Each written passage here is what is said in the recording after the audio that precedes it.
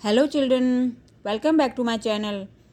जैसा कि आप सभी जानते हैं, हमने previous year questions for UGC NET के तहत एक चेन स्टार्ट की है, जिसमें हमने 3 वीडियो अपलोड कर लिए हैं। इन सभी वीडियोस में 20 प्रश्न रहते हैं और ये सभी प्रश्न जो है पहले एग्ज़ाम्स में पूछे जा चुके हैं और एग्ज़ाम के पर्पज़ से बहुत ही इम्पॉर्टेंट है और पूरी उम्मीद है कि आगे भी पूछे जा सकते हैं। ये सभी प्रश्न जो है इम्पॉर्टेंट हैं। जिन्होंने भी वीडियो नहीं देखे हैं वो प्लीज़ चैनल पे जाके देख लीजिए। तो उसी श्रृंखला को आगे बढ़ाते हुए आज का हमारा चौथा वीडियो है। इसमें भी 20 प्रश्न रहेंगे जो एग्ज़ाम के पर्पज़ से बहुत इम्पोर्टेंट हैं। तो प्रीवियस वीडियो में हमने जो है ये 20वां प्रश्न जो है यहाँ पे कंप्लीट किया था। आज उसी को आगे बढ़ाते हुए हमारा 21वां प्रश्न है, यानी कि 21 to 40 क्वेश्चन हमारे यहाँ पे रहेंगे। तो चलिए देर न करते हुए वीडियो की शुरुआत करते हैं। आज का हमारा पहला प्रश्न यानी कि 21वां प्रश्न है, सर्वाधिक हड़प्पीय पुरास्थल किस नदी के किनारे मिले हैं? तो इसका उत्तर है सिंधु नदी के किनारे। जाहिर सी बात है, सर्वाधिक हड़प्पीय पुरास्थल किस नदी के किनारे मिले हैं? तो इसका उत्तर है सिंधु नदी। अगला प्रश्न है, भारत में आर्यों के आक्रमण का सिद्धांत किसने प्रतिपादित किया था? तो आंसर विल बी R.P. चांद। ठीक है, तो इसका सही उत्तर है R.P. चांद ने। तो अगला प्रश्न है, ग्रीक रोमन लेखकों का कालक्रम यानी कि क्रोनोलॉजिकल ऑर्डर में इसे लगाना है।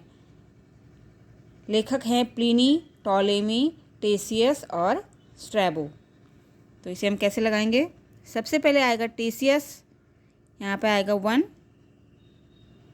इसके बाद आएगा स्ट्रैबो 2 पे, फिर 3rd पे आएगा प्लिनी और 4th पे आएगा टॉलेमी। ठीक है, तो आंसर विल बी 3, 4, 1, 2। टेसियस आया था 350 BC। ठीक है, सबसे पहले BC में। इसके बाद स्ट्रैबो आया था 64 BC। फिर उसके बाद प्लिनी आया था 23 AD। ठीक है, 23 ईस्वी में। और टॉलेमी आया था 100 ईस्वी में। ये सबसे बाद में आया था। तो आंसर विल बी 3, 4, 1, 2, यानी कि टेसियस पहले, टेसियस, स्ट्रैबो, प्लिनी, टॉलेमी। अगला प्रश्न है, तमिल लेखकों के तीसरे संगम की पीठ कहाँ स्थित थी? यानी कि तीसरा संगम कहाँ हुआ था? तो जैसा कि आप सभी जानते हैं, पहला और तीसरा संगम मदुरा में हुआ था। ठीक है, और सेकंड हुआ था कपाटपुरम में। तो ये तीसरा पूछ रहा है, तो आंसर विल बी मदुरा या मदुरई। ठीक है, तो अगला प्रश्न है, मिलान करो। ये मैच द फॉलोइंग है। यहाँ पे कुछ एरियाज दिए गए हैं। ठीक है, और ये किससे रिलेटेड है ये आपको बताना है। तो देख लेते हैं। यहाँ पे है कोडुमनल, गंगईकोंड, महाबलीपुरम और पूमपुहार। ठीक है, तो इसे मैच करते हैं। सबसे पहले देख लेते हैं गंगईकोंड, ये चोल की राजधानी है। ठीक है, तो इस सेकंड पे ही आ जाएगा। सबसे पहले जो आपको आ रहा है उसे करो। नेक्स्ट है महाबलीपुरम, ये मंदिर है, तो 3 पे ये आ जाएगा। तो अब बच गए 2। पूमपुहार एक बंदरगाह है तमिलनाडु में, कावेरी नदी के पास, तो 4 पे ये आ जाएगा। तो बच गया 1 का ऑब्वियसली 4th। कोडुमनल एक व्यापारिक केंद्र है, तो यहाँ पे आ जाएगा 1। Very easy.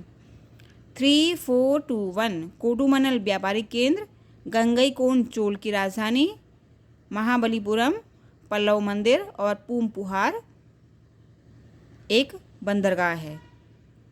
ठीक है, और गंगईकोंड की चोलपुरम की उपाधि किसने धारण की थी? राजेंद्र प्रथम ने। ठीक है, तो ये आप याद रखिएगा। बढ़ते हैं अगले प्रश्न की ओर। 26वां प्रश्न है, कुरल एक महाकाव्य है, तमिल महाकाव्य। कुरल महाकाव्य है,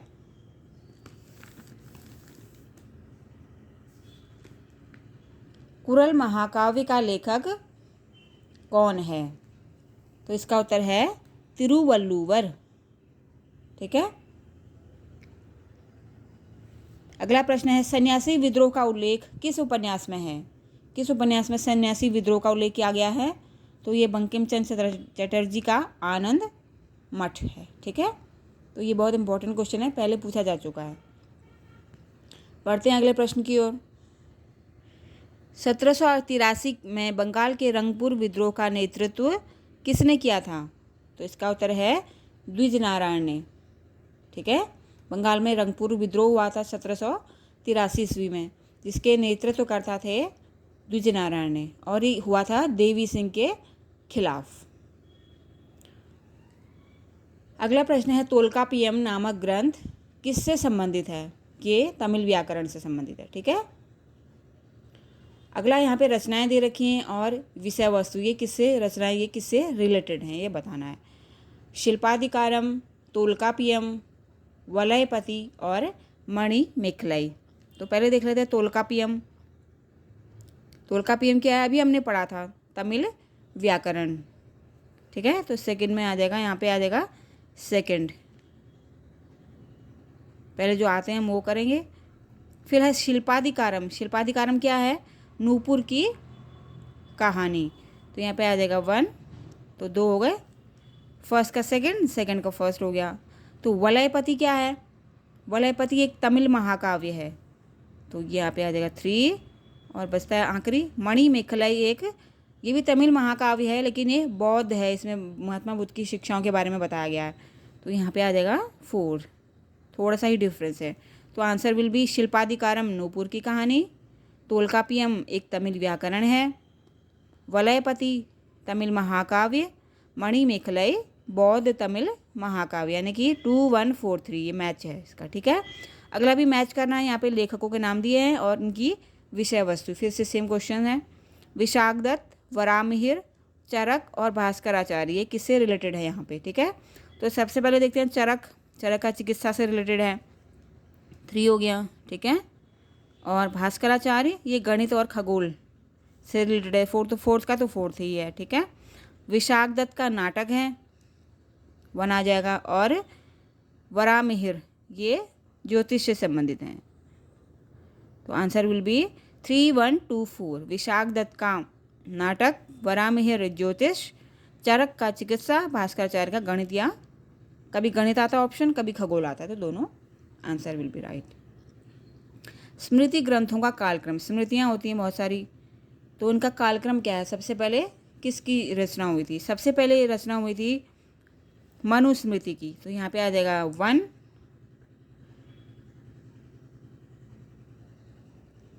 इसके बाद है याज्ञवल्क्य स्मृति, फिर है बृहस्पति स्मृति, और लास्ट में है देवल स्मृति। तो ये इसका कालक्रम है। ठीक है, तो आप इसे याद रखिएगा। पढ़ते हैं अगले प्रश्न की ओर। किस गुप्त शासक के सिक्कों में भगवान कार्तिकेय का चिन्ह अंकित है? ये बहुत इंपॉर्टेंट क्वेश्चन है।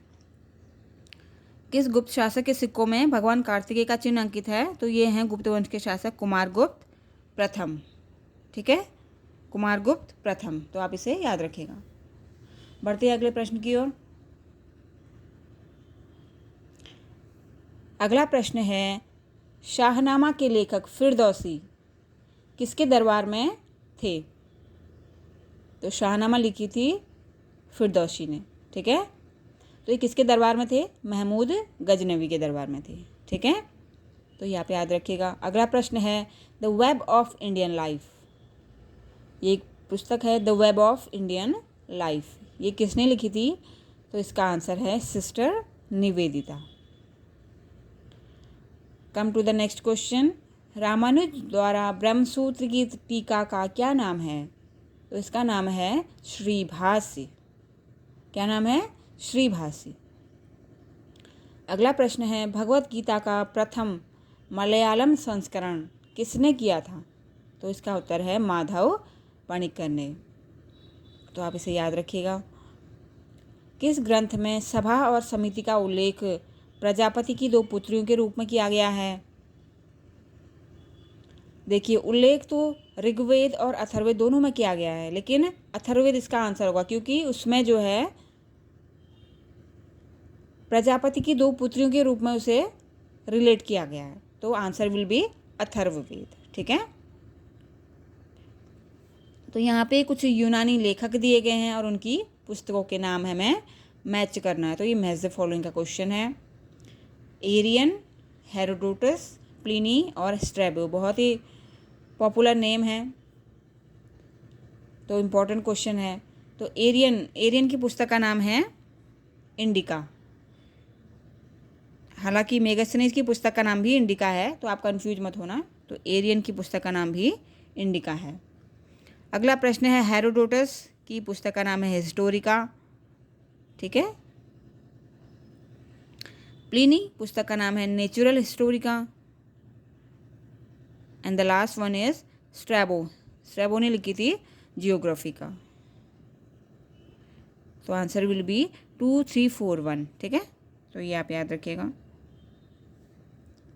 तीर्थंकर हैं यहाँ पे, ठीक है, और उनके प्रतीक चिन्ह तो देख लेते हैं। आदिनाथ, मल्लीनाथ, महावीर और पार्श्वनाथ। जैसा कि आप जानते हैं, महावीर का है शेर, सिंह भी लिखा होता है। पार्श्वनाथ का है सर्प या सांप। आदिनाथ का है सांड यानी कि बैल, कहीं पे बैल भी होता है। और मल्लीनाथ का घड़ा यानी कि कलश। तो ये ऑलरेडी मैच्ड ही है। ठीक है, आदिनाथ का सांड या बैल, मल्लीनाथ का घड़ा या कलश, महावीर का सिंह या शेर और पार्श्वनाथ का सांप या सर्प। तो हमारे 40 क्वेश्चन कंप्लीट हो चुके हैं, यानी कि 20 प्रश्न यहाँ पे कंप्लीट हो गए हैं।